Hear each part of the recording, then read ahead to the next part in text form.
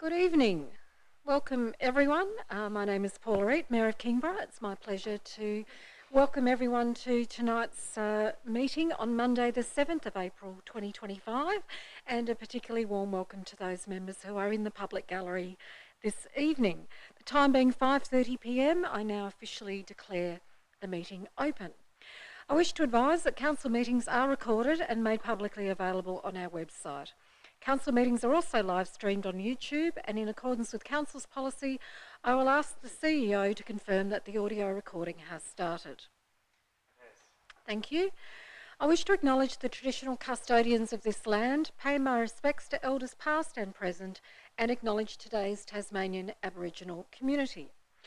Our attendees this evening are myself, Councillor Reid, the Deputy Mayor, Councillor Gladright, Councillor Bain, Councillor Cordova, Councillor Dean, Councillor Fox, Councillor Midgley and Councillor Street. Councillor Richardson hasn't arrived yet. I'm going to assume he's on his way and delayed in traffic perhaps. We also have the CEO, Mr Stewart, Acting Director of Engineering Services, Mr Smee, Acting Director of Governance, Recreation and Property Services, Dr Stevenson, Director of Environment Development and Community Services, Ms Shakuti, Manager of Development Services, Ms Tyler Moore, Coordinator of Environmental Planning, Ms Nikki Den-Exter, Team Leader Statutory Planning, Ms Grace Paisley, Manager of Environmental Services, Ms Quinn, our Communications Officer, Mr Heather, and we have apologies this evening from Councillor Antoli, who is on a leave of absence. Takes us to page 1, confirmation of minutes. I'm looking for a mover and a seconder that the minutes of the open session of Council meeting number 5, held on the 17th of March 2025, be confirmed as a true record. I've got a mover in Councillor Fox and a seconder in Councillor Midgley. All those in favour? Against? Motion is carried. Workshops held since the last council meeting. We had a workshop on the 24th of March, which was an operational update. Takes us to page 2, declarations of interest. Does any councillor have a declaration of interest? Councillor Dean. Just declaring that I've met with the applicant on agenda item 13.1 to discuss Pinnacle Village, but I'll be staying in the room. Sorry, I can't hear you at all. Just declaring that I've met with the applicant regarding Pinnacle Village, agenda item 30.1, but I'll be staying in the room. Thank you. I suspect there are other members who are probably in a similar situation, so we don't need to all declare that. I know that I certainly had a briefing way back before it was lodged. But I think that, as we've previously established, that's perfectly okay. Any further declarations? No, moving on then. Transfer of agenda items. Is there any item on the agenda that a councillor would like to transfer from open into closed session or closed into open session? No, thank you. Welcome Councillor Richardson, who's joined the meeting at 5:33 p.m. Not saying that to publicly shame you for being late, but just to put it on the record that you arrived at 5:33. Thank you. Questions without notice from the public. Does any member of the public who is with us this evening, would they like to ask a question without notice? No, thank you very much. So still on page 2, questions on notice from the public. We had 2. The first was in relation to Kingborough Integrated Transport Strategy. It was asked by Mr and Mrs Chestnut, and there was a response from Mr Smee. And the second one was in relation to Blackmans Bay water quality. It was asked by Mrs Maynard, with an officer's response from Ms Quinn. And if anybody in the community does wish to submit a question on notice, they can complete the relevant form on our website, or by emailing kc@kingborough.tas.gov.au.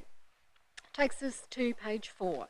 Questions without notice from councillors. Does any councillor wish to ask a question without notice? Councillor Cordova. Thank you, Mayor. My questions are about antibiotic use in marine environments. According to media reports, which were published in the ABC Hobart and the Tasmanian Inquirer on the 15th and 17th of February 2025, and again in the Saturday paper in the first week of March, on or around 13th of February this year, Huon Aquaculture told some media outlets that it had started feeding antibiotic-treated pellets to salmon at its south of Zoodpool Rock lease 141, located in the D'Entrecasteaux Channel near Bruny Island.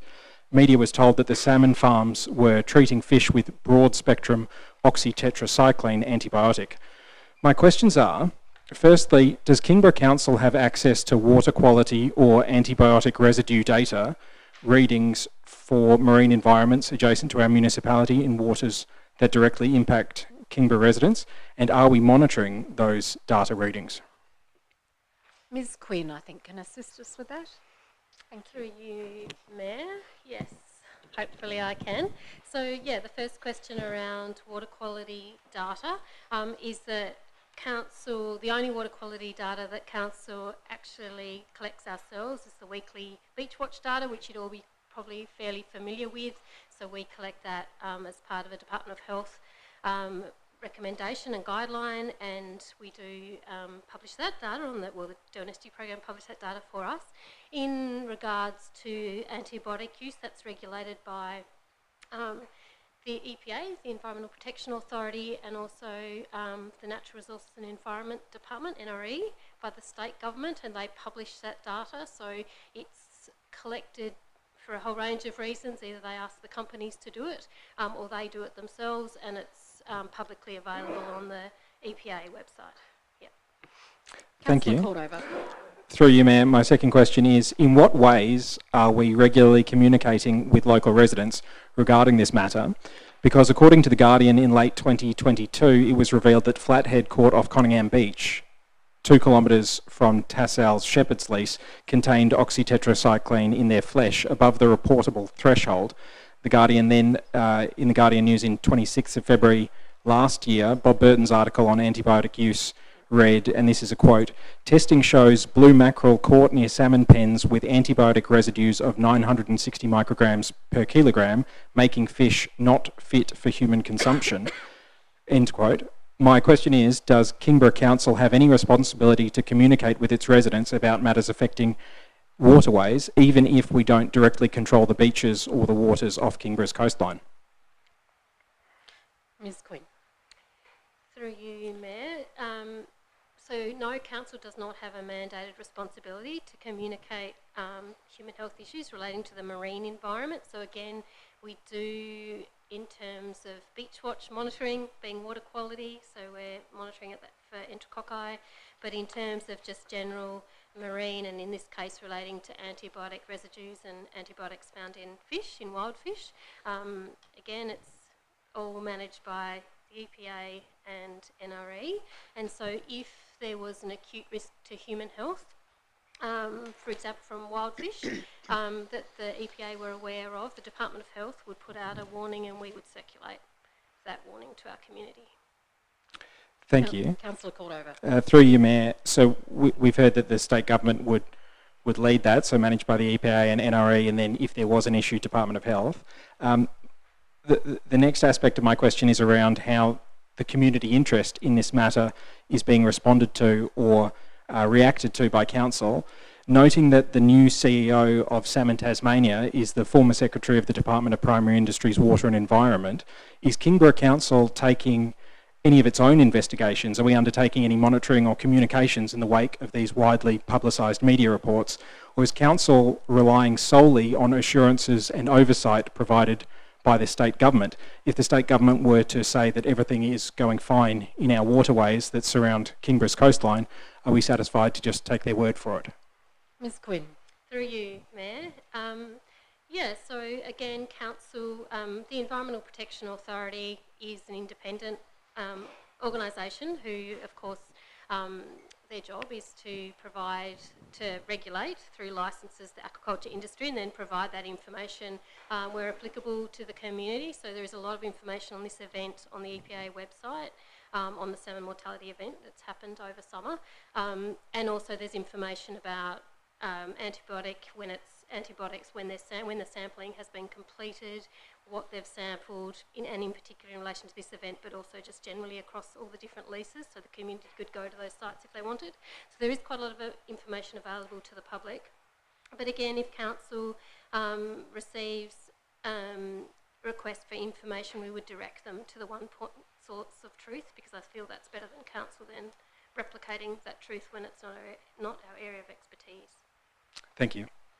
Councillor Cordova, any further questions? That's all, thank you. Are there any other questions without notice from councillors? No. We then are still on page 4, questions on notice from councillors. There was a question from Councillor Antoli in relation to Van Murray Road, Margate, with an officer's response from Mr Smee. Just before open session of council adjourns, I realised that I had failed to declare a declaration of interest in relation to the item of the DA that we are considering this evening, and that is just to say that I am on the board of another aged care provider, not the one that is involved in the application before us, but I believe that I should be declaring that. Councillor Street, I understand you're about to do the same. Has come to the same realisation as you, Mayor, that I also sit on the board and am company secretary of a not-for-profit aged care provider, not the developer, to be clear. So we will both be remaining in the room for that debate. So the open session of council now adjourns at 5:41 p.m. and Planning Authority commences at 5:41 p.m. So we are at DA 2024-286, Development Application for Residential Aged Care Facility, Assisted Living Apartments, Hairdresser, Meeting Room, Cafe, Offices and Associated Works at 67 Village Drive, 41 Alfred's Garden, Kingston, and adjoining Village Drive Road Reserve. And we have a recommendation on page 62. I'm looking for a mover and a seconder, please. I've got a mover in the Deputy Mayor and a seconder in Councillor Bain. Deputy Mayor. Thank you. We are considering a 75-room aged care facility in Pinnacle Village, which includes assisted living apartments, a corporate hub, and a community hub consisting of a cafe, meeting rooms and a hairdresser. I think this is a really wonderful offering for our community. To me, it looks like it's beautifully thought out. It's a facility with incorporated gardens and various outdoor spaces as well. I think it's great for people who are at the end of their lives to be in beautiful, calming spaces, and I think this proposal will be providing that. But with any large development, there is always concerns of residents who are living in close proximity, and we can see that those concerns have been raised in the 46 representations. The majority of concerns related to traffic impacts, and I can really appreciate how this might feel like a really big change in Village Drive, given that Village Drive currently is a very sort of quiet area. But we do have to be guided by the professional assessment of the traffic impacts, and I trust that what they are telling us is right. I too note that there are lots of plans that are required that come along with this permit, things like landscaping plans, a conservation management, rehabilitation and weed management plan. There's maintenance plans and a construction management plan too. So it is clear to me that there has been a lot of thought that has gone into this permit, and I really do believe that once this facility is in operation, this will provide a really wonderful offering for our community. So I am happy to support and commend the motion. Thank you, Deputy Mayor. Further contributions? Councillor Midgley. Thank you, Mayor. It was a significant report to read, probably one of the longest ones we've had since being on council. I thank staff for making it really clear and easy to understand all the different layers, I guess, that it does. And some of the layers that really stood out to me were the different zonings as outlined in the report. And Mayor, I'm just going to ask a few questions, noting there's probably a lot of people in the audience tonight. I'm sure they've read the report, but just to articulate, if that's okay through you, Mayor, just to understand the different zonings that this development covers, and perhaps how that then affects like a general residential zone to the urban mixed zone, and the height differences and things like that, please.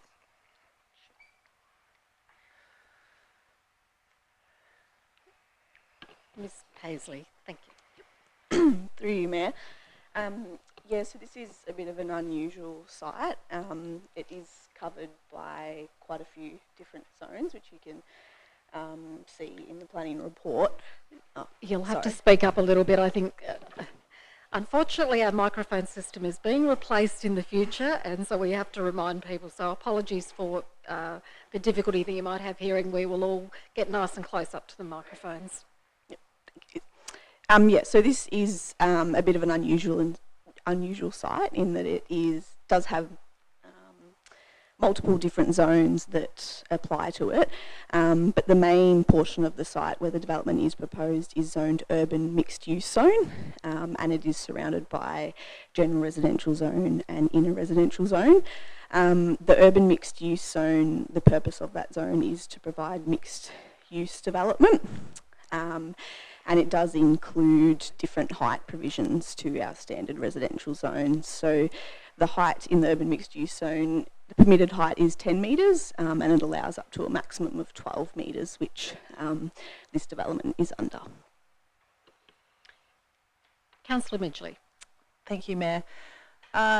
Also, a few of the representations raised who owns the road, and I guess then who has that accountability in regards to maintenance of the road. I think all councillors received a letter today from a resident just outlining a few more questions in regards to the traffic impact assessment. One of those outlines also included the trucks and I guess the heavy vehicle and machinery to build this, if it's all approved, and the impact on that and who's responsible for any damage, I guess, and wears and repairs. Ms Paisley. Through you, Mayor. Sorry, I'll just Ms answer Tyler Moore. So the road certainly appears as a road, but in fact it's actually part of the strata development.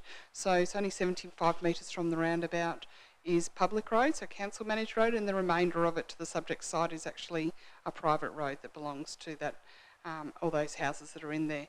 A TIA, traffic impact assessment, was done on the road and the traffic that would occur. Obviously there will be an increase, but it found it to be acceptable, and there's criteria within the scheme to make that assessment.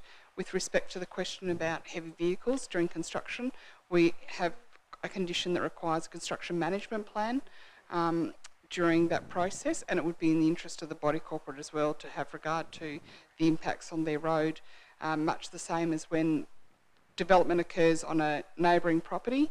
Under the Building Act, you would check that you haven't got any damage to your buildings before it starts, and then you can monitor it as it goes forth. So it'd be in their interest to do that, but the construction management plan will be around the times and the management of that and removal of waste, but it's likely to comply with the usual requirements around development and building, acknowledging that this site will be under development for some time because it is a very large development, but they will have obligations that they'll need to meet, and if there are concerns, then certainly council can be contacted if they're not complying with those rules. And as far as emergency vehicles go, all access throughout the site must still be made available. They can't block or close the roads. They have to have a contingency plan if that were to occur, but we don't believe that that will happen in this instance. And then going forth, once the residents are in there, it's no different from emergency vehicles visiting any resident within that complex. Councillor Midgley. Thank you, Mayor. A couple more questions around the traffic and access. It was noted by the residents in Redwood Village that I guess that we know that area was a site that they could walk around and walk their dogs and things like that, and I know that's changing, but also with the increase of potential traffic, there was concern in regards to just their safety. So I'm wondering, are there footpaths, and would there change to be like a width of footpath so that there is good pedestrian access and perhaps for cyclists and or active transport users and walking? Ms Paisley. Through you, Mayor.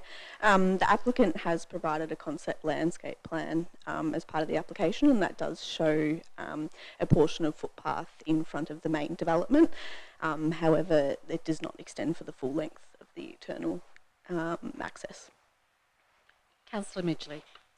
Thank you. So there's no way that can be met to a safety standard of, say, the 3 metre wide footpaths or any extension to the existing footpath regarding that to ensure safety for all users? Ms Paisley. Through you, Mayor, I don't believe that there would be sufficient width within the existing internal access to fit a 3 metre wide shared pathway. Thank Councillor you. Midgley. Thank you. It would be great if developments in the future, and it'd be great if this one somehow could have that, because I know how important that is.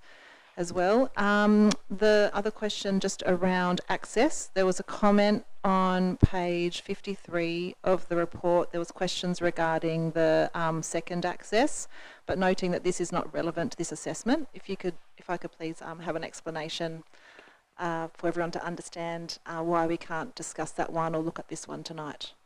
Ms Paisley. Yep, through you, Mayor. So the applicant has not included the second access as part of this application, so it doesn't form part of the assessment.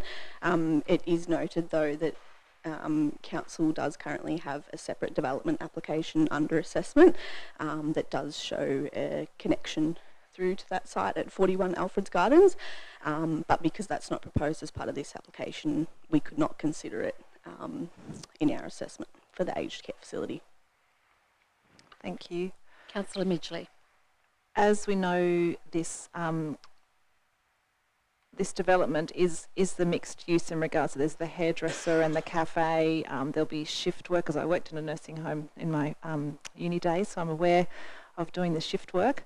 And noting that, yeah, you're arriving late, leaving early and that kind of a thing. I guess I do understand, sleeping at night with any lights and noise, who doesn't love, a sleepless night not having impact? I guess in regards to the noise assessment regarding that kind of mixed use and people arriving at different times, how do we feel like we've mitigated that for the nearby residents? Ms Paisley. Through you, Mayor. So the application was supported by a noise impact assessment that was prepared by a suitably qualified person, and that did assess impacts of vehicle movements and determined that it complied with the scheme and guidelines.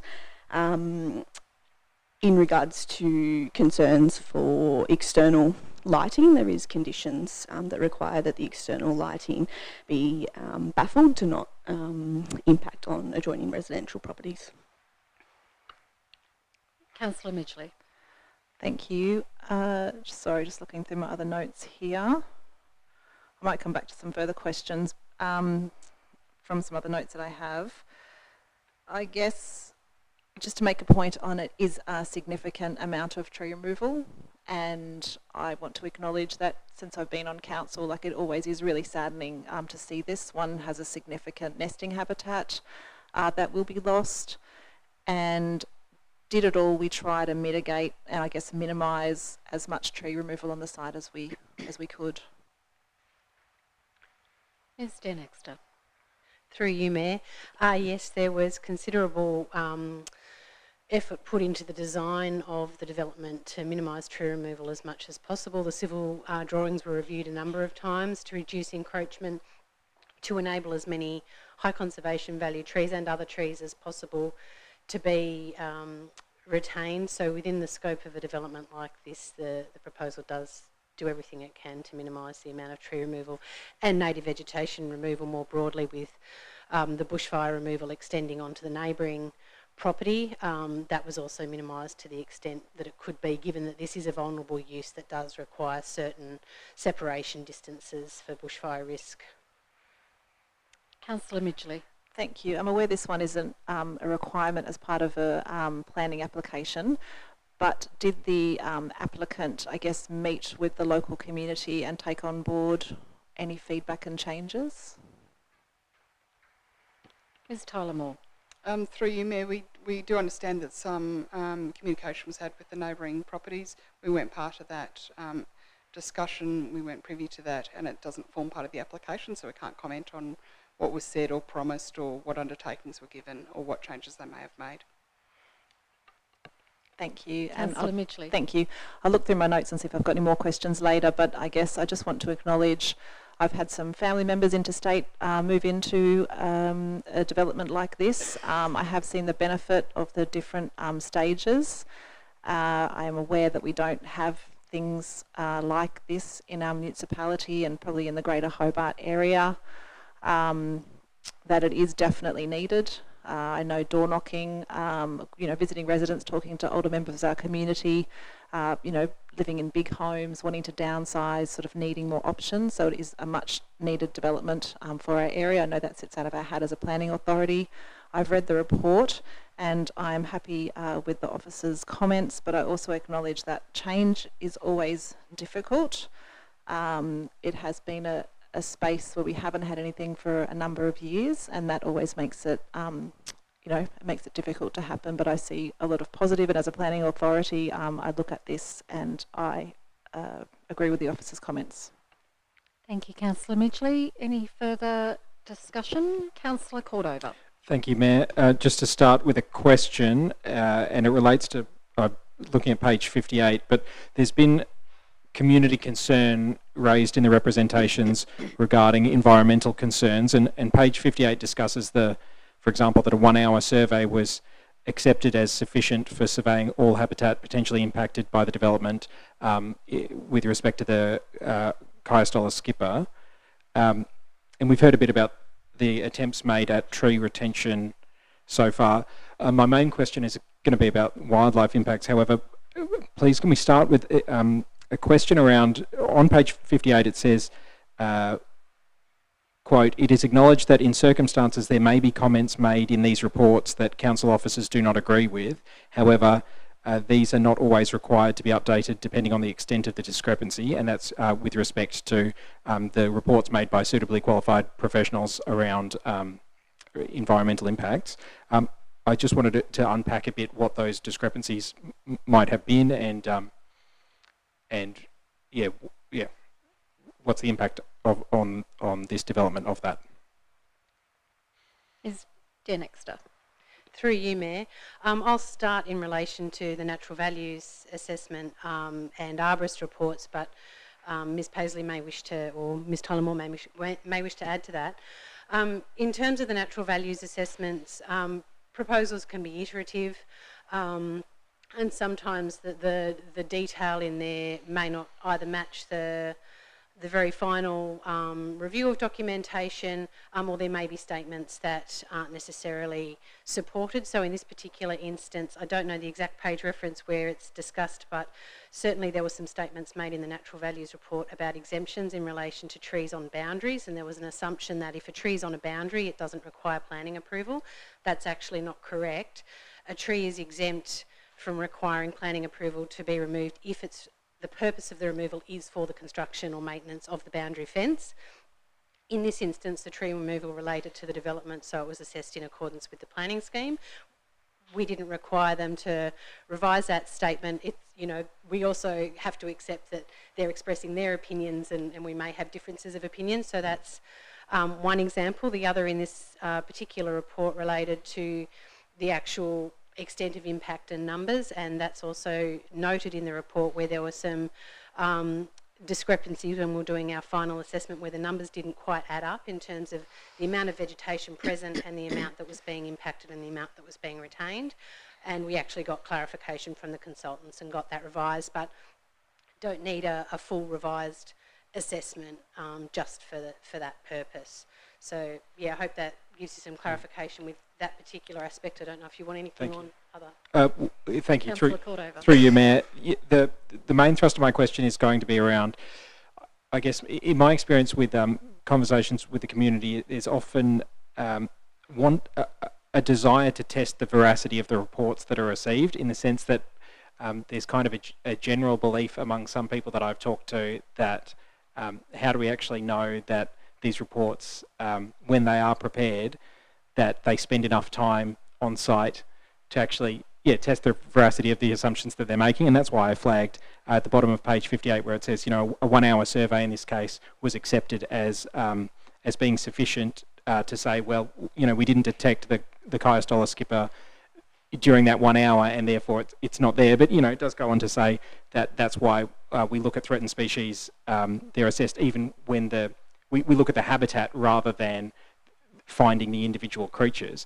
But I guess what does council do? Any independent verification, or because obviously a proponent hires an environmental advisor to get a report done, and do we actually go in and test the veracity of those claims that are being made by those consultants? Ms Tullamore. Through you, Mayor, we receive a large variety of reports to support planning applications. They might be traffic reports, light impact reports, vegetation and so forth. So yes, we do check them. We do need to obviously respect the author's report provided they're suitably qualified, and we can check their qualifications. Tasmania is of a size that often we know many of the people, know of them, not know them personally, and what their qualifications are for that. And certainly we do push back on occasions for reports. So as an example, we've had traffic reports before that have done counting of parking, and then they only assessed it between 8 p.m. and 4 p.m, but the proposal's actually for a dinner time service, and they didn't do it after 4 p.m, and they did it once, and it was the school holidays. So we don't accept that, and we go back to them. We say, no, your methodology, we're not satisfied that that's met the requirement. So we do test and ask certain things on reports to a certain extent. If it's there's statements in there that are not entirely correct, as Mr. Nexter pointed out, but isn't going to really change the overall assessment, we know what the correct is, we will write it in our report. But to go back and forth with some of the consultants, which is we get criticised on from time to time to say, well, you keep asking for multiple reports, we try and be reasonable in that, like what is actually going to change it. So if they didn't do the count correctly, or they didn't get the vegetation community correct, we would go back with that. Whether they said they found the butterfly in that 1 hour or not, we know how flora fauna assessments go, particularly fauna assessments. You don't always spot them because they're hard to spot if they happen to go past or not. So we give a bit of flexibility in it, but we certainly rely on other data that's available to us in those instances to know whether that's the right community for that particular species. So yes, we do go back from time to time if we're not happy with methodology, or if we're not happy with the qualifications of the person. And examples for that are things like landslide. Are they the right sort of engineer to be able to make the assessment or not? Thank you. Councillor Cordova. Thank you, Mayor. Specifically around the loss of fauna species, those listed in the report: long-nosed potteroo, pademelon masked, lapwing, brown goshawk, collared sparrowhawk. I realise that there's a distinction between those that are listed as threatened species by the state government and those that are not. Kingborough Council has mechanisms, as I understand, to offset the loss of biodiversity when developments are made. And my question is, are we able to offset the loss of biodiversity when it's a non-listed species? Or can we only offset the loss for biodiversity when it comes to the Kaiastola skipper, which is a listed threatened species? Mr. Nexter. Through you, Mayor. So it's the biodiversity code that guides what we're able to offset or not offset. So it needs to be a high priority biodiversity value or a moderate priority biodiversity value. Most of those values are listed as threatened under state legislation. There are some values which might be threatened at more of a regional scale that are also captured through the biodiversity code, and there is the ability to identify priority species, but they have to go through a rigorous assessment process. And so at the moment, for example, we do assess the loss of Eucalyptus rubida, which is not a listed species under state legislation, but it's had an assessment done at the scale of Kingborough, and it's determined to be rare at the scale of Kingborough. So yes, we can, but it does have to meet strict criteria, and we do have to have done that assessment, and the particular species of concern here haven't gone through that process and wouldn't be eligible for offsets under the biodiversity code. Councillor Cordova. Thank you. Through you, Mayor. I think it's another element of frustration that I personally feel, and may or may not be reflected in community concern as well. You know, one of the things that makes Kingborough so nice is that we do have native wildlife that enriches our lives and is important for biodiversity. So it's one of those areas that I bemoan and begrudge that we can't do more around that, but obviously we have to fit within the confines of the planning scheme. I wanted to talk more broadly now. We've heard, and I do appreciate Councillor Midgley taking us through a lot of the concerns that were raised in the representations around the traffic impact assessment and the noise. I wanted to talk more higher level, and this is now my contribution, Mayor, so I'll race through it.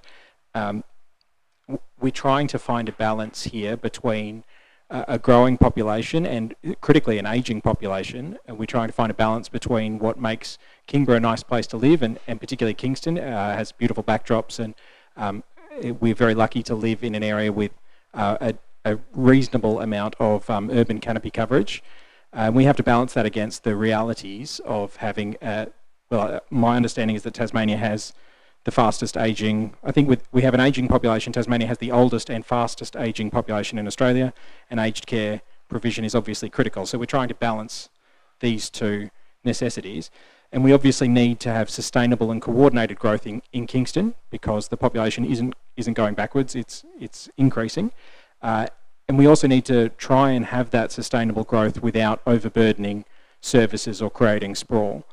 And so that's the delicate balance that we're trying to achieve here. And so obviously it's a very comprehensive report, and it speaks, I think, quite clearly to the areas in which it aligns with the planning scheme, but also those where it's a permitted use and those where it's discretionary. But I just wanted to talk at a more high level about this delicate balance that we're trying to strike, because we recognise, obviously, and are sympathetic to all of those 46 people that made representations and about how it will change their lives and impact their lives and how they feel about it. But also we're trying to, I think, be responsible in a big picture kind of way. So when it comes to urban development, this is a mixed use development. So it's not just the facility that we're talking about, but it's also the health and wellbeing services, the community spaces. We can see in figure 11 on page 34, that landscape plan that has been talked about, and local business offerings as well, the cafe and hairdresser. Where possible, in developments in general, we should be trying to make sure that in the more populated areas of the urban built environment in Kingborough, we should be embedding walkable urban design, reducing the need for cars, social integration between older residents and the broader community, and promoting activities that symbiotically develop our local economy. And that's not through necessarily through big business overseas box stores, but it's through small businesses and job creation from local cafes and hairdressers. So ultimately we want Kingston, or I want Kingston, to grow sustainably in a way that helps it evolve into a vibrant and multifunctional urban environment, rather than a place where people need cars and it sprawls out into all of our remnant native vegetation that we see all around our hillsides, which is so nice, and I would hate to lose all that because of urban sprawl. So we want to set a good example, and in the planning scheme, it obviously sets the criteria that developers have to follow, but also we want service providers and developers to have high quality. And so I think that was something else that, when I point to landscape plans and things like that, I think it's really important that that those things are incorporated, that it's not just building buildings for building's sake, but it's also thinking more holistically about a health in all policies approach and helping the community grow in a way that isn't abhorrent. It's one of the reasons why I ran for council in the first place, was to try and mitigate what I saw as sometimes inappropriate or undesirable development. All those things considered, this development does clearly meet, even where it falls short on the acceptable uses, the performance criteria do show that it meets the intent and purpose of the planning scheme. And for those reasons, after what I must say was a lot of deliberation and a very comprehensive report, I do think that on balance, this is going to be something that will provide benefit to more people than it will harm, but that doesn't take away the fact that I acknowledge and empathise and have compassion for the people who feel that this is really impacting their lives. So I am going to be supporting this tonight, but I hope that I've made my case for why I think it's actually ultimately in the best interests of Kingborough. Thank you. Thank you, Councillor Cordova. Councillor Street. Thank you, Mayor. Like Councillor Cordova, I don't intend to speak line by line to the consideration of this matter against the planning scheme, because I think the report does an excellent job of that. The one thing that I do note in terms of the assessment against the scheme is that quite often around this table we will have discussions about a development being good for the community or suited to a particular area, and are reminded that those matters are not necessarily matters with respect to the consideration of a development application against the planning scheme. Interestingly, tonight we're actually asked to assess this application against several performance criteria which do ask us to consider need and do ask us to consider the characteristics and nature of the development and its suitability for the area in which it's been placed or which it's been proposed. That's not usually the case. The report speaks to the assessment against the planning scheme, and it speaks to our response or the officer's response to the representations. I understand the angst of representatives and the trepidation with which this development is viewed. This site has been vacant or essentially vacant for many years. But in making the assessment of this development application against the scheme, we are called on to assess the need for use and development of this type.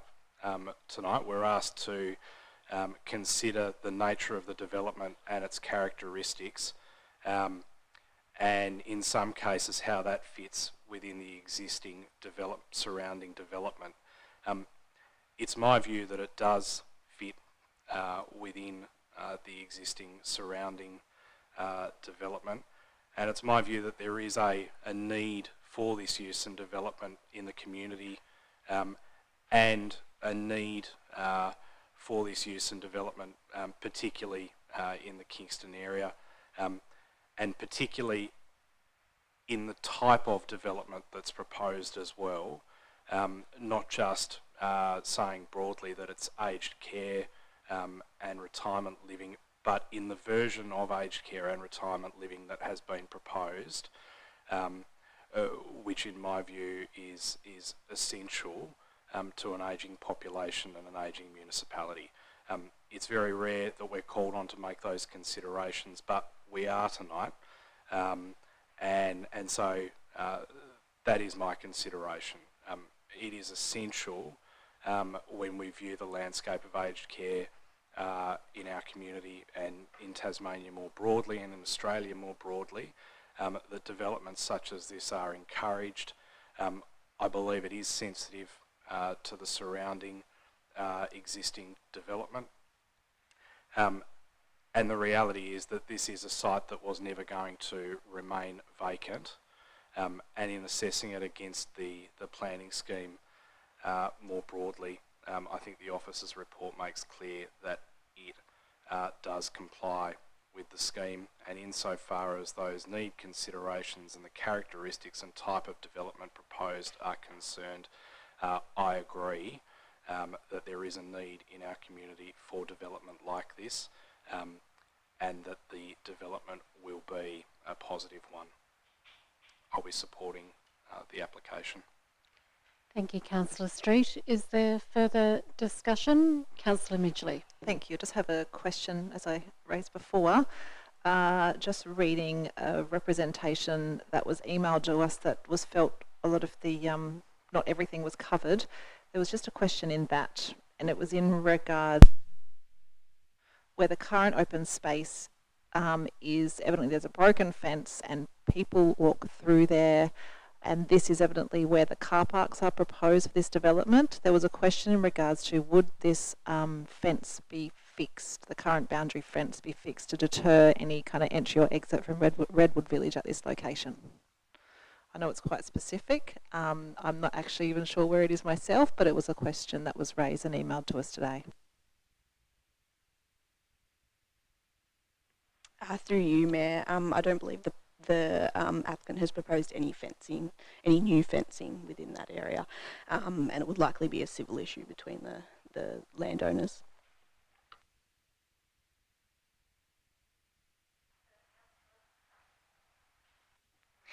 Anything further? Councillor Bain. Thank you, Mayor. Just a question. One of the conditions on the application is around reducing the 62 spaces proposed for the land zoned open space down to 27 spaces. Just wondering if we can have some information around that. Car parking. Car parking, sorry. Car parking. Yep. Ms. Paisley. Yes, through you, Mayor. So the application actually proposed a surplus of car parking within that open space zoned area.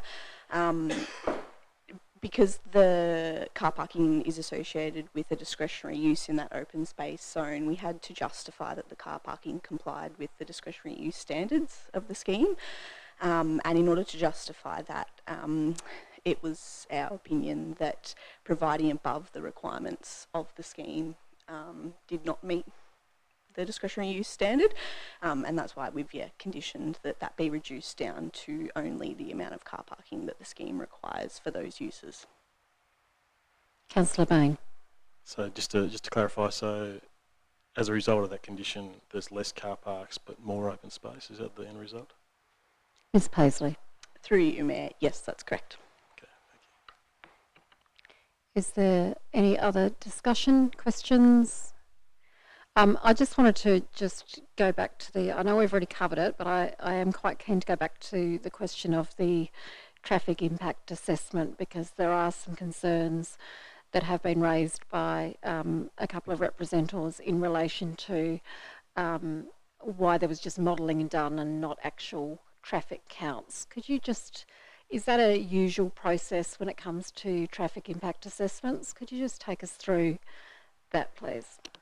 In response to you, Mayor, it's modelling because the development's not there yet. So they're predicting how many vehicles are associated. Well, there's requirements under the scheme about how many parking spaces are required associated with each of those uses, and that's been written and defined by the state government about what those ratios are. And then there is accepted methodology about how many movements each vehicle will create, and that does change whether it's a business or whether it's a residential. So they can do the modelling from that to predict how much traffic's coming in and out. So there was nothing to count per se.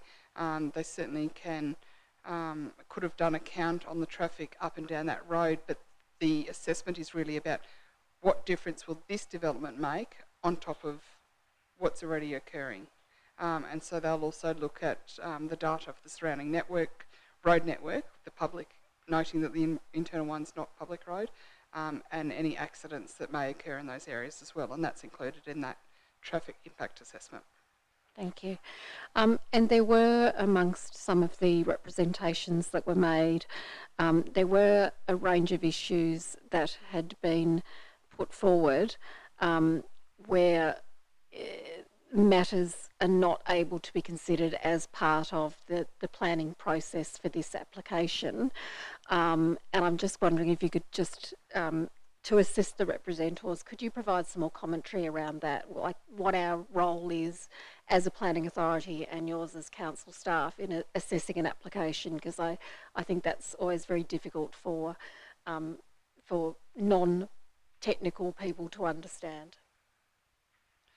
In response to the question, Mayor, when we do the assessment as a planning authority, so the planning officers do it, and we may make the decision under delegation, or it comes to the chamber and is made at the council meeting, but it's informed by the report written by the planning officers. We're bound under the Act to consider the requirements of the Land Use Planning and Approvals Act and the planning scheme. So we can only talk to the things that are in there and have a nexus to planning. So there's decisions that have gone through the tribunal, and the tribunal is where you would appeal your decision if you're not satisfied or the applicant's not satisfied with the condition, and they make decisions which we have to then follow and have regard to. So some of the items that people often mention in representations that we can't consider, whilst we understand what the intent is, are things like property valuation, and there's certainly a debate about whether your property actually does go up or down on that as well, but it's not a planning consideration. Whether there's going to be thugs and vandals that are going to be residing in the houses, we get that sometimes with units, and that they'll be doing illegal activities, it's not a planning consideration. If it's going to have perception of impacts of the types of people that are going to be there, which may be discriminatory thoughts anyway about who's going to live there, that's not a planning consideration. So there's some of the principles. I'd have to look at the representations again if there was any particular ones that haven't been covered.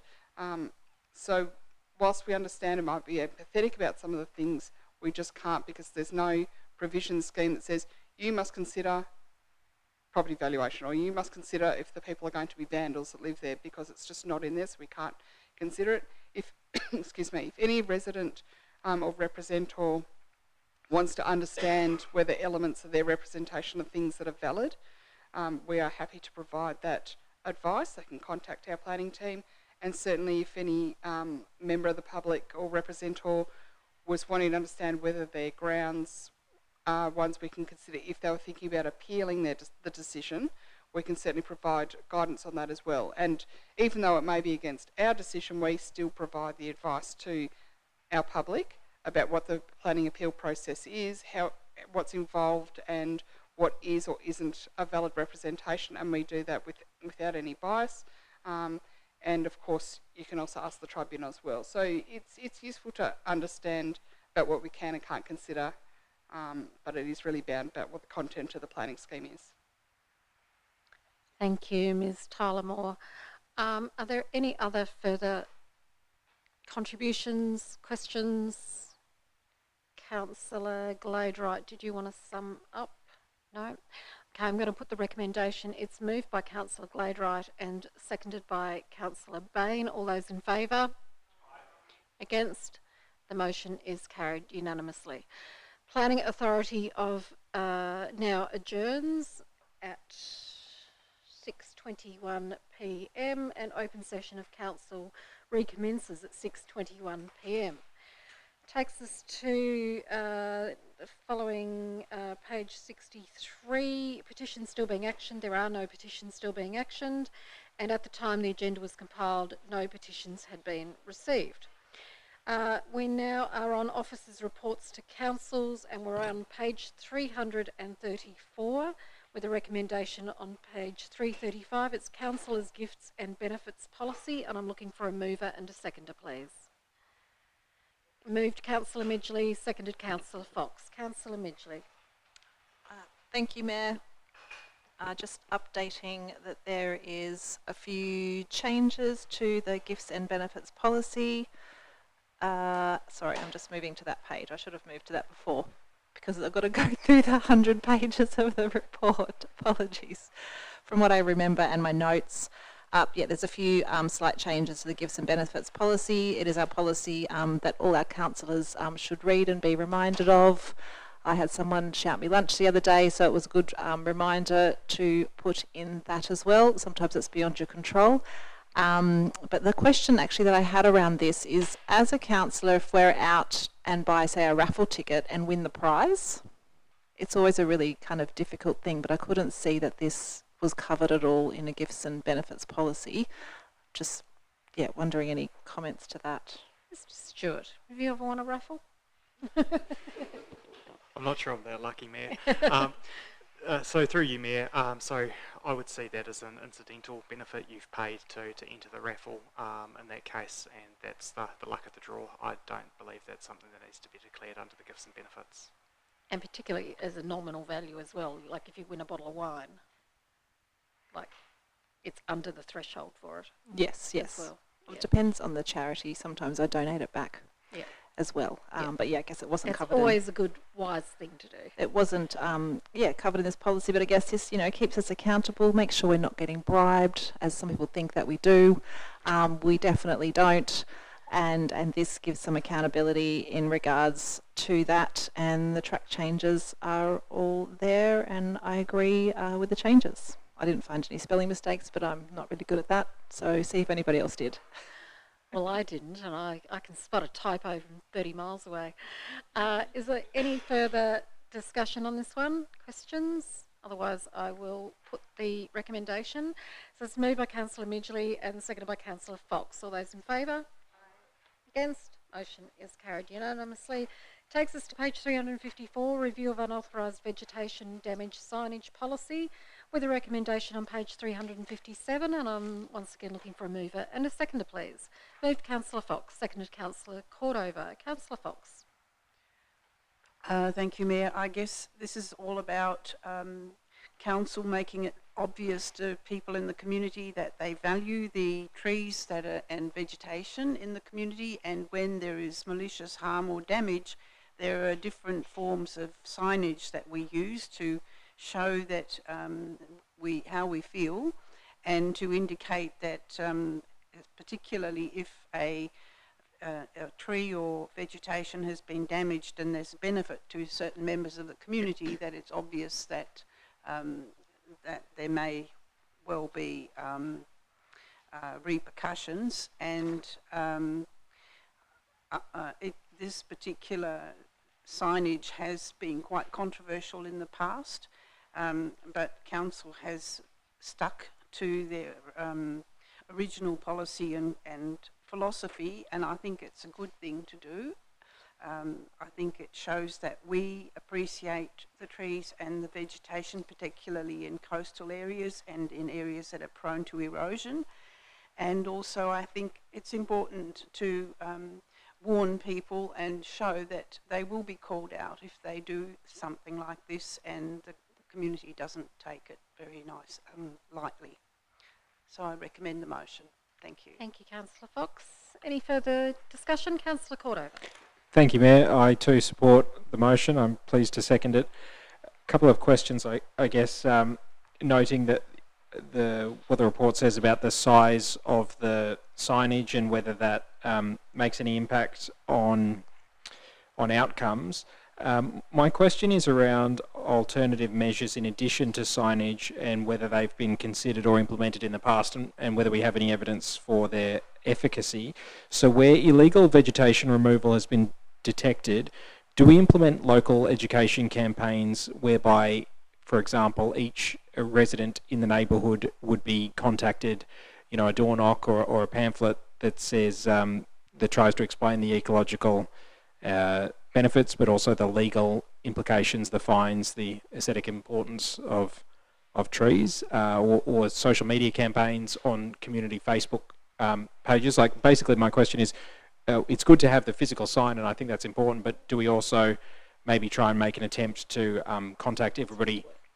There's, for example, where I am in the Allens Rivulet area, there's the Allens Rivulet community group on Facebook that's very active. So do we try other avenues to enhance the education when these incidents do occur? Ms. Quinn. Through you, Mayor. Yeah, it's a great question. Yes, we do, and we could do more.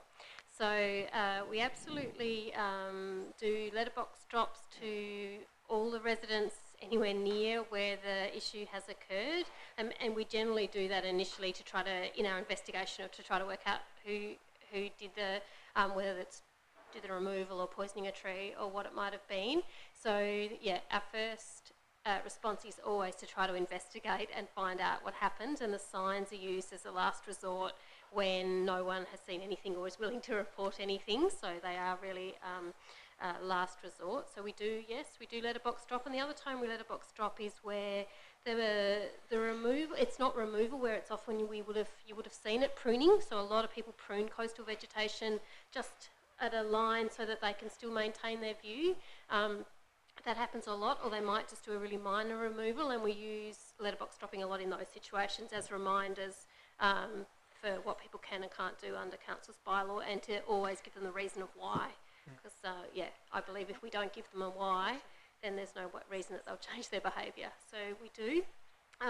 We could do more around, as you say, social media. So we do a lot of, as you know, general information around what are the values of biodiversity in Kingborough. We promote that widely through events and social media posts, but not specifically around this issue. So we'll take that on board.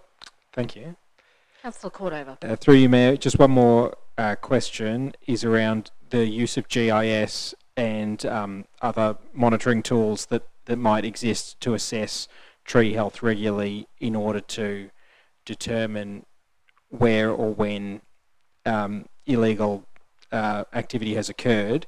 At the moment, do we just rely on local neighbourhood reporting incidents of illegal vegetation clearing, or do we have a mechanism to use GIS to identify areas where these changes are occurring? Ms. Quinn. Through you, Mayor. At the moment, we use reports and our own officers, so I guess we're out and about in our reserves a lot. A lot of us live in Kingborough, so a combination of those on-site monitoring. But yeah, it is very passive. So the other thing we have done recently is mapped the tree canopy across the municipality. And predominantly on council land, and so there is absolutely, as you would know, technology now to be able to do that through time using LiDAR to determine change in height. So where vegetation has been removed, there'll be a change in the height, and that can be done automatically through the modelling. So we haven't gone down that track, but we've certainly talked about whether we will do that in the future.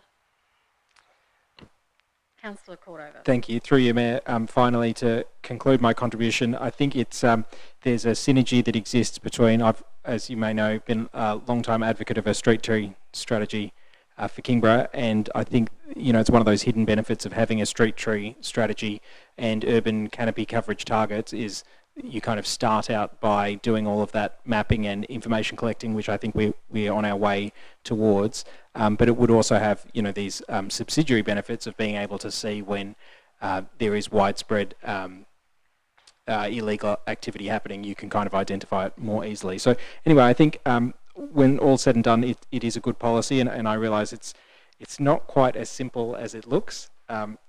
It always sounds simple on the face of it, but when you kind of dig into these things, there's all these kind of other elements where, you know, do we want to be in effect kind of punishing the whole neighbourhood for the bad actions of one malicious actor, and all these kind of considerations that we make. But I think this particular policy does strike a good balance, so I'm pleased to support it. And thank you very much to all the staff and officers for their work on this important issue. Thanks.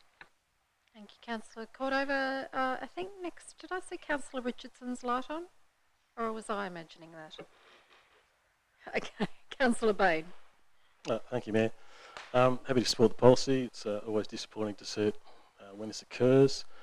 Just a couple of typo errors to update on 5.6.2 and 5.7. Just a couple of general manager references there that need updating to CEO.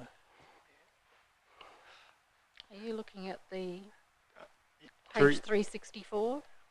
Or are you looking at the marked up one? 5.6.2 and 5.7. Through you, Mayor, Yep. if I can comment on that. So we did pick them up late in the piece, and whilst it's not in the track changes version, it is in the final version of the policy. Okay. So we've made those edits. Yep. Very good. I was going to say, because the one I'm looking at says CEO. Okay, I'm in Thank the hard you. copy. Any further discussion? Just one issue that I just wanted to raise. We have very specific wording that as shown, and the policy specifically says the wording for the signage will be as follows. I know you've all heard me say this before, but I love clear English that's easily accessible by all people in the community, and I do feel like we're using sort of words here that are a bit more complicated and not as accessible to everyone in the community, given we have different literacy standards. I also don't know why it is that we need to, on a lot of our signs, we do refer to whatever the bylaw is that we're saying to people, you can't do this because of a bylaw. I don't know whether that seems really punitive. I don't know why, you know, like you look at the Clarence Council example, and I know it's different because that's a picture of a sign where they're offering a reward and they're saying ring Crime Stoppers. But if I was to walk past the Clarence Council sign that we've got a photo of here and the sign that we're proposing to put up, I know which one is going to capture my attention. It's the one with the big picture on it, and the one that clearly, in language that a lot of people could understand, I think would be able to read that and understand what the intent of it is. So look, I'm not going to re-wordsmith this now, and I wish I had picked this up sooner, but I just feel like we could improve the language that's used in this to for it to be more effective. I don't know whether Ms. Quinn you'd like to comment on that. Through you, or to you, Mayor, in response to you, Mayor, I completely agree, and I noticed that when I was preparing for the meeting, and I wish that we'd said, and I wonder if we can change it. That needs some guidance from somebody about that it may be as follows, that so for 5.5 it could read the wording for signage Maybe. be as follows, because our intention was never really to say this must be the wording, and certainly not that it must look like that. So it is just about the wording, but I do completely agree with you around plain English, and the reason we put the Clarence sign is because we believe it'll be a lot more effective. I think the bylaw, using the bylaws, as you say, we do it across the municipality. I gather it's about to communicate the seriousness of the offence, that we're not just saying please don't do it, we're saying you must not do it. But maybe that's not how people read it anyway. So I'm interested in how others think about that. I guess I just feel like if people see a quote of a bylaw number, blah, blah, blah, blah, blah, their eyes are just going to glaze over. And, you know, I remember seeing that on signs as long ago as when I was a kid, and I'd play at the local playground, and there'd be, you know, the town clerk at Clarence had a sign up saying that it was an offence to, I don't know, play ball games in the park at the Tranmere Hall. You know, and there was his name in the bylaw, and it's like, okay, whatever. But I just wonder if we can say it a different way. I don't know what everyone else's feelings on it are. I would like to propose, if the mover and seconder, so Councillor Fox and Councillor Cordova, if they would accept, well, I can't move it, but I'm sure somebody else might do it on my behalf, an amendment to say that to 5.5, that it read the wording for the signage may be as follows, which will just then give us some flexibility moving forward to perhaps change the language to make it a little bit user-friendly. I'm happy with that. So Councillor Midgley is moving that, and it's acceptable to Councillor Cordova and Councillor Fox. Amendment. Yes, it's acceptable to me as seconder. Yep, and Councillor Fox, thank you. Okay. All right, thank you very much. Any other further discussion? No. Okay, I'm going to put the recommendation. It's with that slight amendment. It was, oh, sorry, Councillor Fox, did you want to sum up? Beg your pardon. No, I think it's been a great discussion. Thank you. Thank you. So it's moved by Councillor Fox and seconded by Councillor Cordova. All those in favour? Against? Motion is carried. Takes us to 16.3, appendices. Does anyone have any questions on the appendices? I'll ask for a mover and a seconder for the appendices. Moved Councillor Gladright and seconded Councillor Midgley. Opening it up for any questions on the appendices.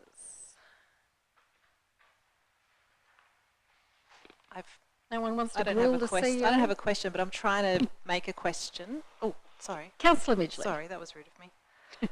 I don't, particularly have a question, but trying to make a question because it's always really great to see the comments, the projects and things like that we've done across the municipality. It's a really great showcase. And I know the answer, but this is a question anyway. But do we promote these projects on our social media and website and things like that? And are people generally happy for us to keep them updated that way? We do on various projects. Obviously, not all of them, but I think, you know, as councillors, also it would be great if some of us could promote some of this work that is done, because I can imagine that, you know, buried back at page 380 something of a council agenda is not the way that we're going to get the message out to the community about the work that is going on in maintaining all of our various pieces of infrastructure and assets right across the municipality from one end of it to the other. But certainly our comms team do a very good job of highlighting some of those as they are undertaken. Thanks, Mayor, and yes, they do. And I'm wondering at all if any of the other committees, I guess, go walk about some of these projects that might affect their area. Like, for example, the KBAC committee is going to go and cycle some of the fantastic paths and things in the bridge that has been created around Spring Farm Whitewater, just to really highlight those really excellent projects that we do as a council that sometimes get lost in, what do we do? Like, we do such a great significant work. So I'm not sure if any of the other committees kind of get out and actually, touch and feel stuff and see the work that's been undertaken. Well, certainly speaking on behalf of the Disability Inclusion Access Committee, I know that many of those members do will, going about their daily lives, will come back with feedback on various facilities that we have around Kingborough, particularly the council ones in relation to, you know, curb ramps and footpaths and the ability to move around in a mobility device appropriately. So, and in the past when we've had, when we built the community hub, for example, the Access Committee went over there and gave it a thorough testing to test out, you know, how was the wayfinding for somebody with decreased vision? How are you able to move around there in a wheelchair, etc., etc., and then was able to provide feedback to council staff ahead of the facility being opened, and that was really worthwhile. So we certainly do encourage that, but I can't talk on behalf of other committees, but just know we have a very dedicated Access Committee, just as we do the bike one. Thank you, Councillor Midgley. Councillor Cordover, and then Councillor Fox. Thank you, Mayor. My questions are for the regarding the CEO's activities. 20th of February, attended the Jack Jumpers High Performance Training Centre Steering Committee meeting. My question is really, where's that up to? But also, who's on the steering committee, and how were they selected, and what specifically are they steering? Thank you. Project. The CEO. Through you, Mayor. Thanks for the question. So the steering committee is made up of members of the Department of State Growth. So it's chaired by a director at the Department of State Growth. DepSec, I think, in the Department of State Growth, and has members from Department of State Growth, the Jack Jumpers, and from Kingborough Council, i.e. myself. In terms of what that group does, is it overseeing the development of the High Performance Training Centre for the Jack Jumpers, by way of an outdate of where that's at. So the contract has been put out for tender. So my understanding is they're in the tender period at the moment for different companies to put forward their best price in terms of the development. Thank you. So through you, Mayor, just further to that, sorry, Mayor, through you, Thank you. my question then is, so yeah, I guess I got a bit confused. All the tenders and things like that, it's the steering committee that's kind of formulating the scope of those and then putting those out, and it'll be the steering committee that will be assessing those. So that's how they're overseeing the development. CEO. Yeah, through you.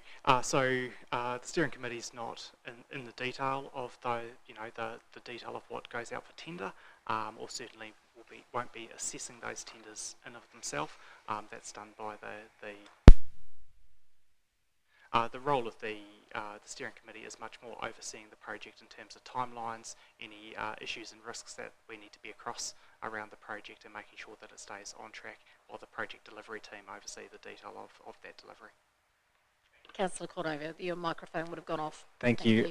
Through you, Mayor, in terms of the communication with the rest of the sports precinct and all of the other stakeholders involved, is that something that the steering committee is involved in, that communications piece?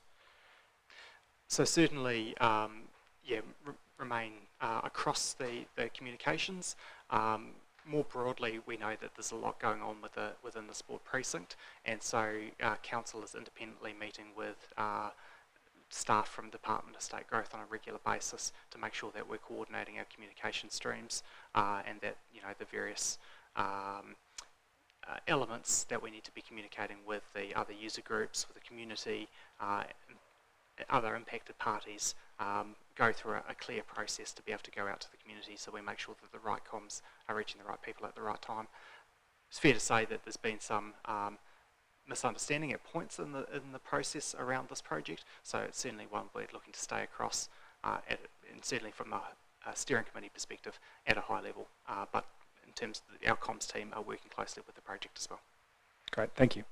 Thank you. Any further discussions? If not, I'll put the... Excuse me. Yeah, oh, sorry, Councillor Fox, you didn't have your light on, so I beg your pardon. You did indicate. My apologies, Councillor Fox. That's all right. It's okay. I just had a question on of the CEO on the 13th of February, where he met with the Surf Life Saving Club, and I'm just wondering if that relates to the promise from one of our people standing for Parliament, or in terms of a club room extension, or if that's a separate issue. CEO. Through you, Mayor. So certainly during that conversation we talked about the club's aspirations for development. So there's a couple of locations that they have been thinking about for development. Yeah, so that was a topic of conversation at that time. You know, we obviously, well, I wasn't aware of the commitment that would be made through one of the candidates seeking election in the federal election. But yes, that was part of the topic of conversation. Councillor Fox. I guess a lot of people around the table now aren't aware of the history of this situation, in that it was an ambit claim when the current building was built, and this council felt that it was beyond the scope of our council to provide that another story, and for planning reasons as well. So I think we have to be very cautious in accepting any federal funding for an asset on council land, and it's our building. So I just, warning bells are ringing in my head. Thank you. The CEO. Yeah, through you, Mayor. Thank you for that clarification, Councillor Fox. Certainly it's a concern for me as well around a presupposition that a building can go ahead on council land, building on top of a council asset, and that can happen before we've gone through a planning process, DAs, approvals from council around leases or licences for that space as well. So that was why I was cautious in my initial response, because whilst we did talk about it, there's certainly no concrete commitment from council around that development, and certainly having a assertion around funding coming through does sort of put pressure on council, and we need to be really clear about achieving good outcomes in terms of development. Not saying that we don't support the development of surf lifesaving to achieve their aspirations, because we absolutely do, but we need to make sure that we do it in the right way and follow good process around any development. It's just to add to that, it's my understanding, because the only knowledge I have of that announcement is seeing it on the news the weekend before last. It's my understanding that the funding commitment is to the club itself and not to council, so the money wouldn't be coming to us. But I don't have any further details or knowledge of it. Any further discussions? If not, I'll put the motion. It's moved by Councillor Gladwright and seconded by Councillor Midgley. All those in favour? Against? Motion is carried. Takes us to notices of motion. We have a notice of motion that has been submitted by Councillor Midgley in relation to FOGO service, and a response from Mr Smee. So it's moved by Councillor Midgley. Do I have a seconder? Councillor Gladwright. Councillor Midgley. Thank you, Mayor. I've been sitting on this idea for a while, waiting for the right time. And as we know, FOGO happened at our municipality a few years ago. We went for an opt-in service, and I supported that to kick it along the road. Ideally, I would have liked an opt-out then, but anyway, that's what we got. But it did get things moving, and I guess get the system operating. I meet a lot of people in the community who would love to have FOGO, didn't know about it. I give them information about how to sign up for it. And so I think this opt-out service, I guess, is a way to ensure that everyone can have it. But also, as mentioned in the background, you know, this just isn't my idea. At a recent councillor workshop, the board chair of KWS, Kingborough Waste Services, recommended that we transition to that. And there's a whole heap of other information in regards to the environmental benefits of that, our net zero target of reducing waste to landfill. There's implications financially in regards to landfill levy and fees, which will increase again in 2027. More councils across Tasmania are moving to this, and so yeah, let's be part of that and make that change. I was hoping that we could happen, that it could occur in the next financial year, but I was advised to add sort of as practically as possible. So I'm happy with that to move it along. And just today, actually, I saw some information from the Lord Mayor of Hobart that they, and sorry if I've missed any crunching the numbers that we've had in Kingborough, but this one just caught my eye. Basically, they've crunched the numbers and the results are in more than 60% of what's being put into Hobart's red lid bin shouldn't be there. food scraps, garden waste and recyclables are ending up in landfill. I guess the thing we're looking up here is food scraps and garden waste. So transitioning to this, we know there's loads of benefits. I look forward to the report. I guess in the report I'm hoping as well, and that's why as well the motion is put to council versus staff giving us a report. So I really hope that if you have any questions or concerns about this model, please speak up now so staff can address that in the report. I was advised by a former staff member, to bring it this way. But I guess one of the things that I'd love us to consider or have, to be named up in the report is in regards to sort of cafes and perhaps transition for cafes for FOGO, like even council, our building and other council-owned kind of places, the depot and whatever. Also sporting clubs. I think, you go to any sporting club, I'm not going to name anything. I had a discussion on the weekend when I helped in the canteen, what that looks like, I guess, and to address that sort of area. And also I think there was around land size sort of questions as well, and also unit developments. So I understand that unit developments, they have to pay for their own bin services sometimes. So if those sort of things could be outlined in this report, that would be really great for me to know. But I look forward to hearing from anyone else. Speak up now so we can address it in the report. Okay, just for clarification, Councillor Midgley, those issues that you've just raised, because your motion is slightly different. Your motion is asking for a report on an opt-out service for Kingborough, which we currently only have for residential properties, but you're now seeking to broaden the report to mention all those other areas. Can I just be clear what we're asking for so that we're not ending up with a report that... Okay. I'm not trying to be smart. Oh, that's okay. No, that's a good point. Because there's kind of like two different things that you're talking about. You're talking about expanding the FOGO services that we currently offer for residential to a whole lot of other, to unit developments, to sporting clubs, to cafes and restaurants. But what I'm reading here is you want a report that is saying that we should have opt-out rather than opt-in. Are these two different things? Should you be approaching this as two different things? Perhaps I should be. I just thought I'd raise them tonight and see where they landed. But yes, I'm happy for what I've put in the motion. But I guess I'm also thinking about the other options for FOGO to expand it. So perhaps that's another motion I can put forward to expand. I think if I could give you that advice, I probably would, because you've got a time frame saying as soon as practical. I think that's the other issues that you've raised are really important and we need to think about, but it's kind of like a bigger, broader conversation about how far do we go with FOGO. And it could take a lot more research in terms of the costs and the practicalities and all that, whereas this is probably a simpler body of work if we want to get this starting sooner rather than later. That's fine. Thanks, Mayor. I'll keep it to the simpler version and I'll leave that one for a conversation with staff and look at how we can progress the other areas, because I do see those as really important matters as well. Yep. And I think timely also, given that we've got a new Director of Engineering Services at some stage in the near future. Thank you. Councillor Fox. In having discussions with people around this, I don't know whether FOGO actually is included in green waste, whether they're combined with green waste or whether they're separate. They're together. They're together, aren't they? So why are we talking about FOGO rather than green waste? Because it's food and organic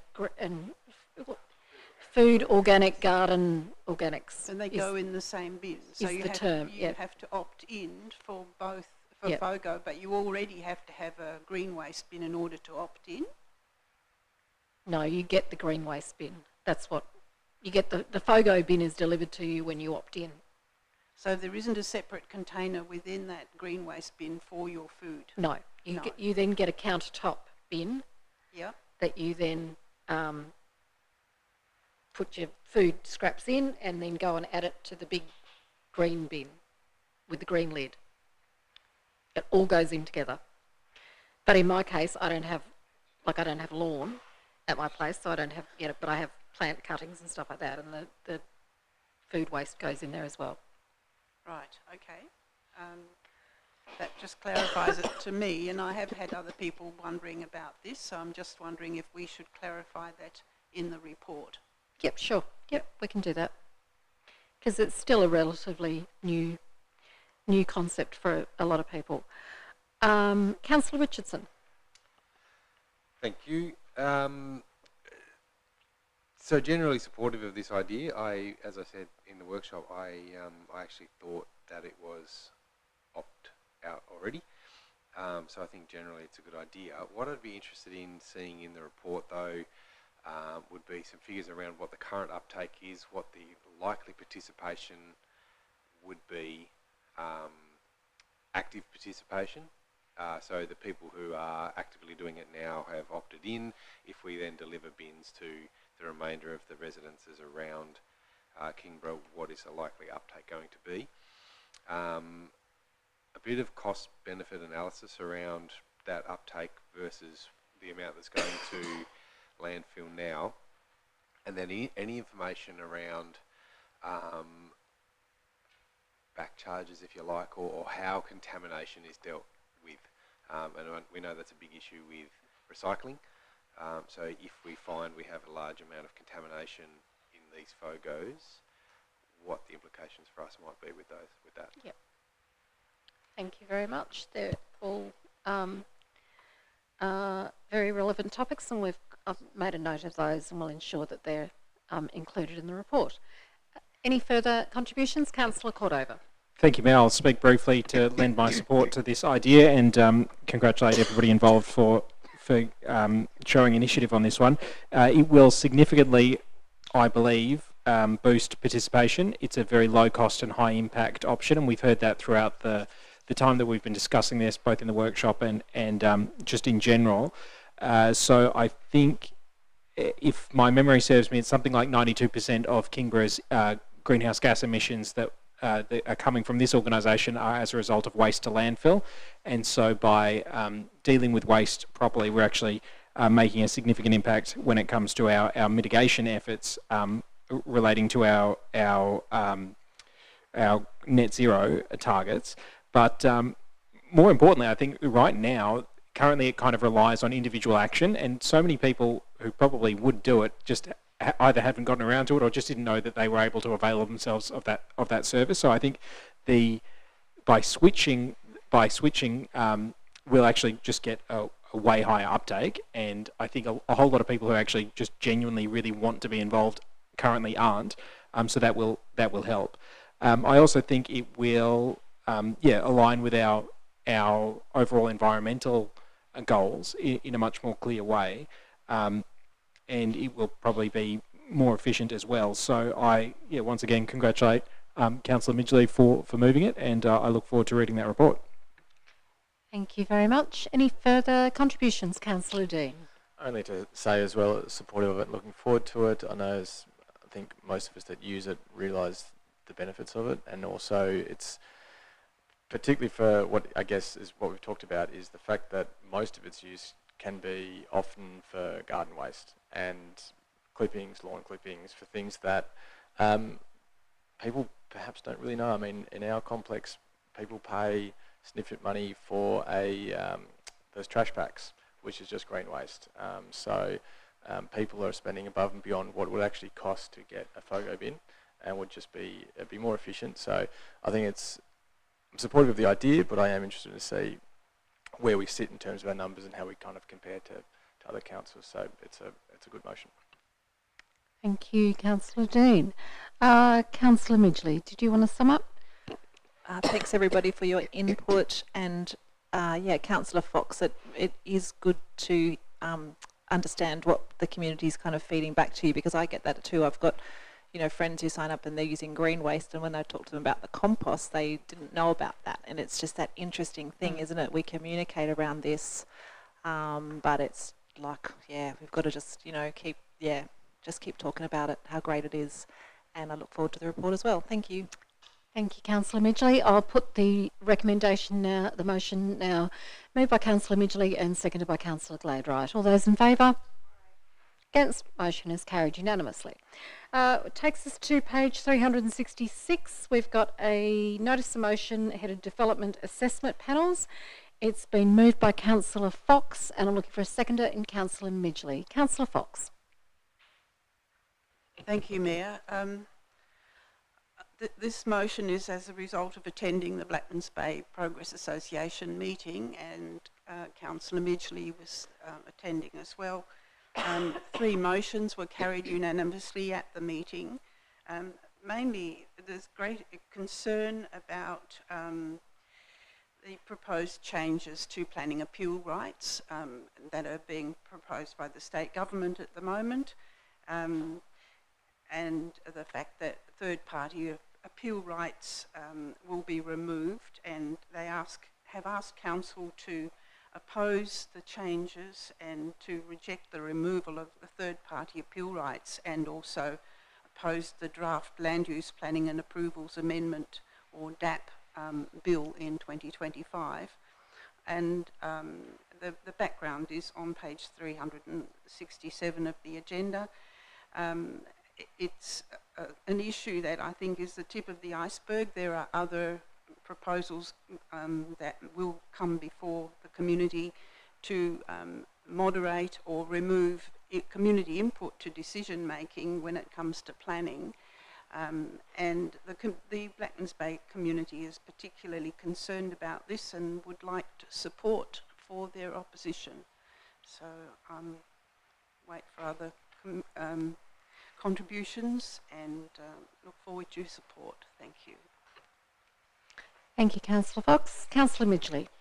Thank you, Mayor. Yes, it was a great turnout at the Blackmans Bay Hall a couple of weeks ago with a great group of people and some really great speakers about the revised DAPS legislation, and also understand that Taroona had a meeting as well. I didn't get to that one, but yes, I'm sure that was well attended as well.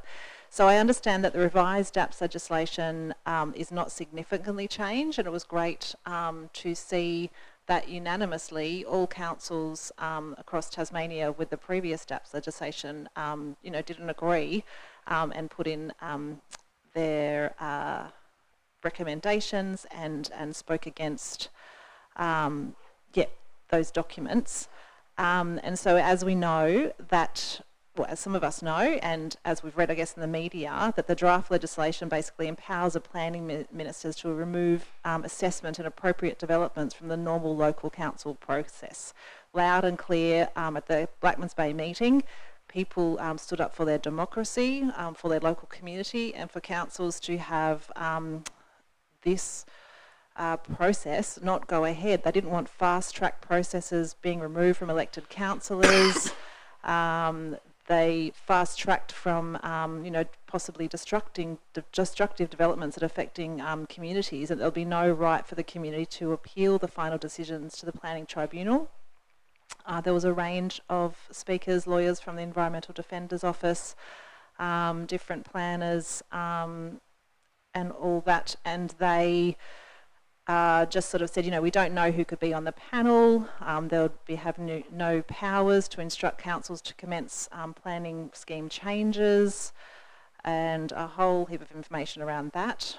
And so this bill that is, I guess, the first one, and I understand that council is putting in a submission, and we have had some briefing in regards to that, what that would be, and be able to have some input. It's not really changing in regards to our first submission that we put forward, and I'm really grateful to know that.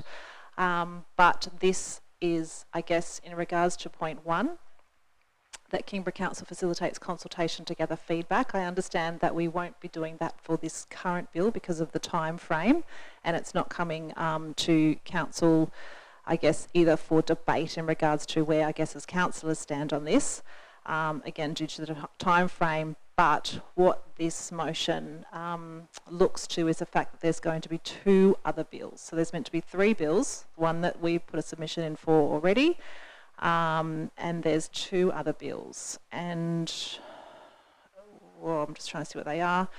So one's to provide a fast-tracked approvals under the National Parks and Reserves Management Act, and another bill that will remove limiting and appeal rights. and then there'll be another bill. So I guess that first point in the motion very much comes to gathering feedback from residents and ratepayers for the perhaps the future bills. We've heard, I guess, from the Blackmans Bay Association and perhaps Taroona as well, and members who attended that meeting in regards to where they stand. So these are the motions that kind of came out of that.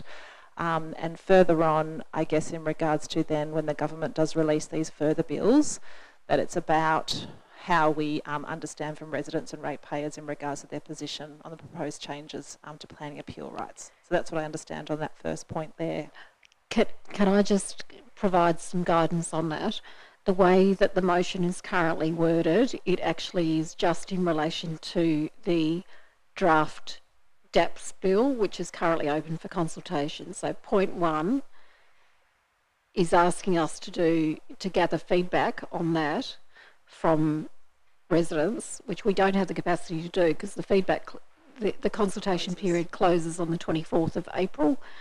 It's been open, that would have been open for 8 weeks. I think the government was initially planning 4 or 5 weeks, and the Local Government Association was able to negotiate some additional time, but that closes in 2 weeks' time. So we don't have capacity to do point 1 of the motion, and as it stands at the moment, the motion is just in relation to the current bill. We can't really, I don't have any knowledge of those additional bills. We can't pass a motion here for draft bills that we haven't seen or not, that have not been put out for consultation yet. So I'd just give some guidance to you on that point 1 can't really be achieved. So I don't know whether the mover and seconder might like to reconsider point 1 of the motion, or whether anybody would like to move any alternative motion or an amendment. Councillor Gladwright. Sure, I'd be happy to suggest that point 1 is changed to that council note the feedback provided by the BBCA. Clarify, that's probably the BBCA just sort of hosted the meeting, but it was a Blackmans Bay community, or representatives of the Blackmans Bay community or something. Sure, the feedback that was provided to us on behalf of the BBCA. Okay, so what if the wording was, don't let me put words in your mouth, but I can't move this from the chair, but what if the wording was that Kingborough Council notes the feedback. So it's basically just changing the original. It says Kingborough Council facilitates consultation to gather feedback. It's just that Kingborough Council notes the feedback from, and then the rest of it stands as it is. Is that what you would like to move? Would that be acceptable to Councillor Fox as the mover and to Councillor Midgley as the seconder? Because that's... Yes, I understand what you're saying. I think that would be acceptable, and I think otherwise we're boxing with shadows, and I think we should focus on this particular motion that as it in the heading, and I think you're right. Yep. Okay, so acceptable to both of you? Yep. Okay, so that now becomes the amended substantive motion, or the substantive motion, I should say. For Councillor Midgley, did you want to continue? Thank you. So I guess in regards to when the other bills are released, that we can put a motion forward that we have some consultation in regards to those as soon as we get... that will very much depend on what the consultation period is. It's very difficult for us to do consultation. What I would urge people to do, obviously feedback that members of the community give us, we can include. I think it would be very difficult in the timeframes that the government is providing for consultation on anything at the moment. It would be for us to go out as a council and do some engagement and then get it back and go through our processes and meet the sort of 6-week timeframes that are being provided. But what I would be doing is encouraging individuals to make submissions, because if they're going to make a submission to us, they might as well just make submissions directly to the government. Yes. And quite often they can be more powerful, because if the government gets one from us that has views of, say, 50 people in it, it'd be better if they got 50 people to write directly to them so that they can see the strength in numbers. Thank you, Mayor. And I guess through that as well, consultation engagement, they're big words. It can be about promoting that it is on through our social media channels or perhaps a paper or something, informing, because engagement and consultate, maybe more engagement's more the word, but it can letting be the just, community know letting the that they community can have know, their say. absolutely. So maybe that's the more appropriate word. So perhaps when that comes forward, we can ask a question at a council meeting. Can we let the community know that these are available for comment? And you're absolutely right that we need the numbers. All those 50 people who attended that meeting perhaps would be putting in a representation or a submission as well. But yes, it is an important one that we speak up and have our say.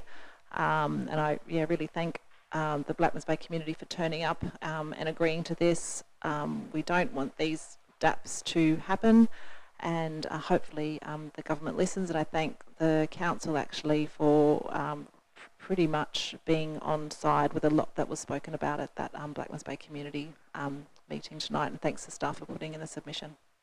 Thank you, Councillor Midgley. Councillor Street, did you have your light on, or did I imagine that as well? Am I seeing red lights tonight? Well, you better put your light on if you're going to speak.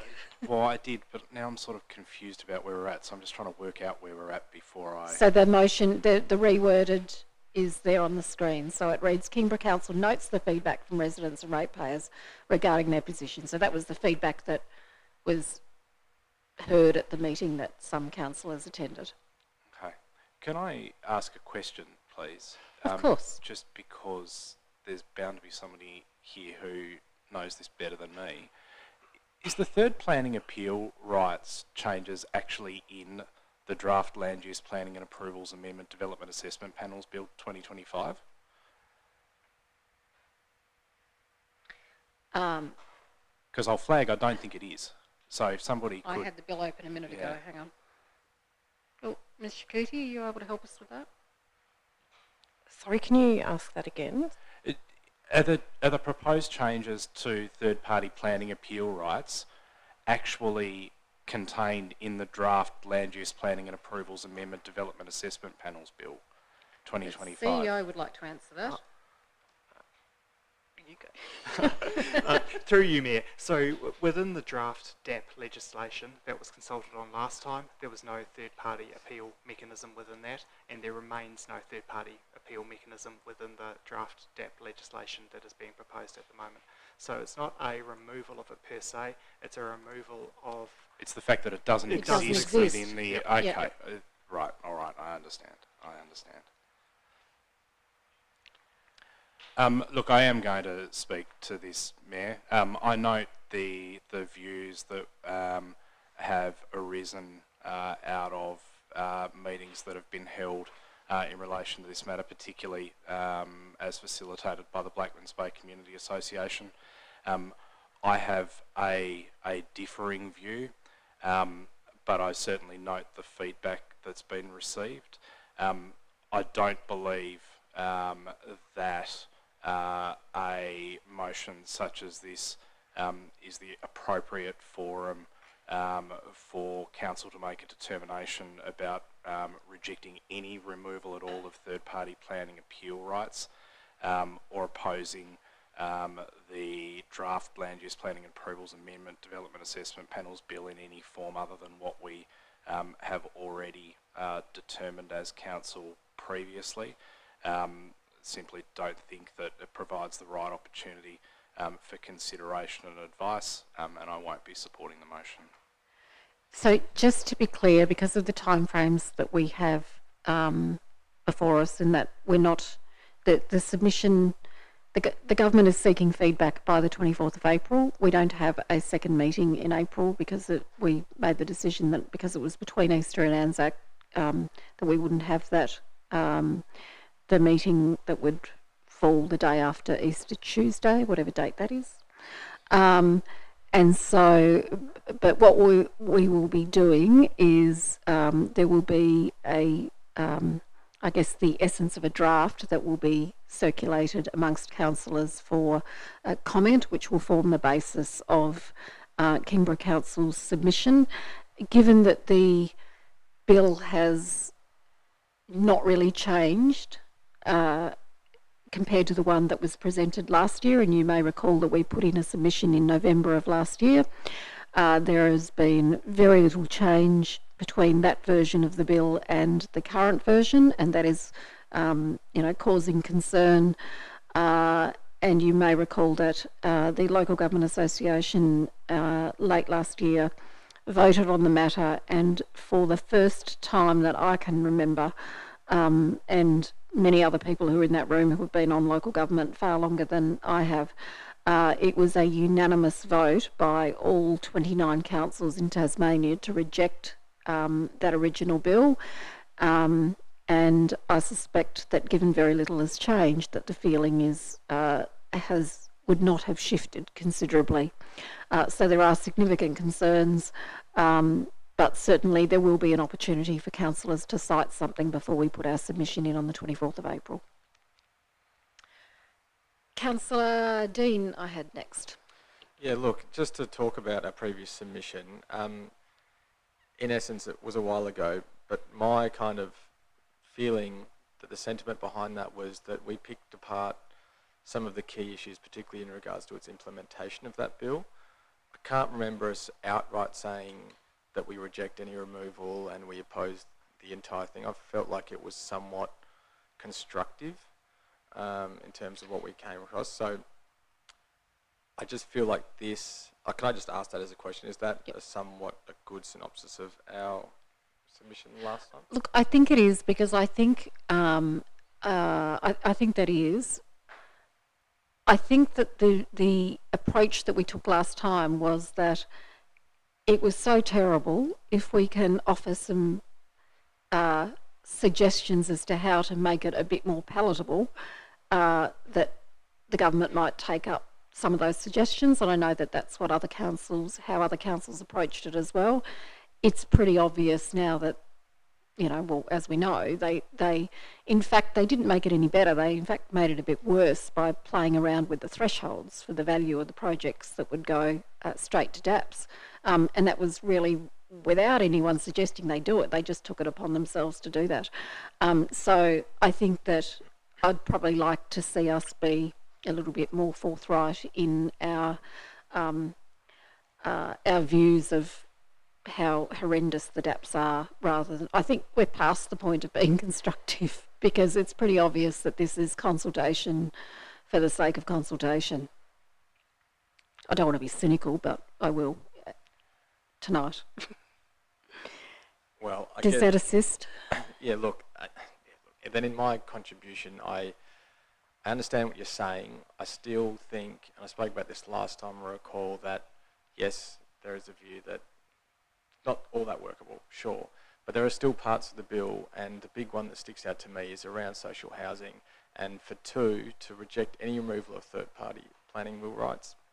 I think there are examples where the DAPs are appropriate, and then to go to the third point, just to outright oppose it without having seen, having that opportunity for the submission to be sent to us again for feedback. I note first point makes absolute sense, given PMAT mobilised with Taroona and Blackmans Bay, and that there are concerns in Residence Shore, but I couldn't support just outright rejecting the second point, and the third one just outright opposing the bill. I'd rather see us be still constructive and to still point out where there are areas, because that's at the end of the day what a submission should do. So in terms of this motion, I don't see why we should jump the gun. We have a submission that we can put in as a council, and this motion, I'm not 100% certain how it kind of feeds into that. I think it's probably useful for drawing out some of the, bit like on the previous motion that we've just debated, it's probably useful for drawing out some of the issues to base the draft submission on that then is circulated, given the time constraints we've got with Easter coming up and so on. So it will provide staff with some guidance.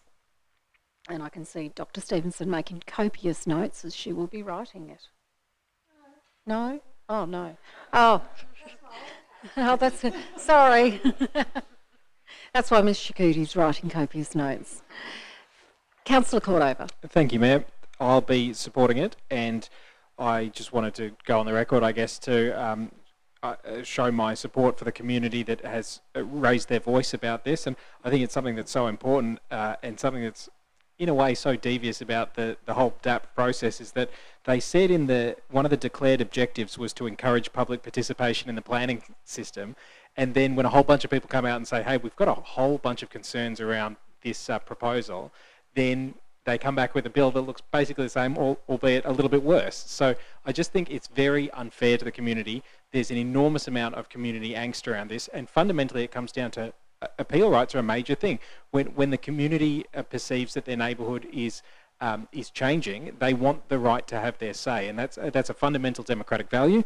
And I don't think it's too much to ask. And I would really hope that the state government and well, everybody in the state parliament listens to the will of the community who are raising their voice so vociferously around this issue. The other things that I thought within the bill that have just kind of been moved around, but they still remain, is it's now in Part 2, Section 9.6, where it says the Minister may refuse things for basically under this section for any reason, is what it says. So these kind of completely ubiquitous carte blanche powers given to the Minister, I don't think are particularly democratic either. And I just think that the idea that it would save time, that was another kind of stated objective, it would save time, and by they're creating a whole brand new set of really complex hoops to jump through. So look, the community has spoken loud and clear on this one to me, that's for sure, and so I'd be really pleased to see Council take a strong view on it.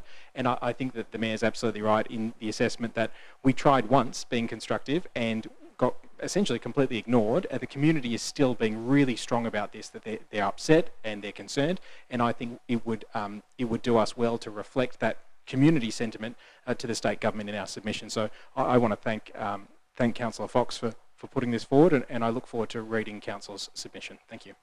Thank you, Councillor Cordova. Any further contributions? Councillor Fox, would you like to sum up? Just that a environmental lawyer said at the meeting, and that a fundamental planning value is that the community is involved in decision making when it comes to planning, and I think that's why the community is so upset. As well as the fact that this is an obvious erosion of democracy, and we shouldn't forget that, and we should be standing up for democracy. So I recommend the motion. Thank you.